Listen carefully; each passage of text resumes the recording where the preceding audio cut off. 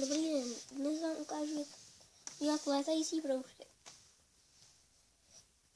Vypadají úplně jako obyčejné proužky, ale umí lítat. Jednou potřebujete normální proužek papíru, můžete klidně odtrhnout od poznámkového bloku. Na konci ho takhle ohněte. Takhle porovnejte. A dejte do takového kolečka. Kolečko narovnejte a dělejte si takovýto proužek. Vidíte to? A hotovo. Použití je jednoduché.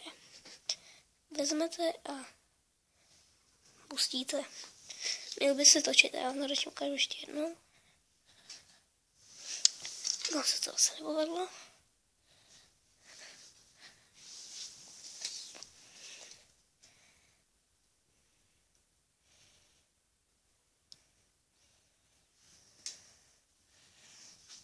Tak.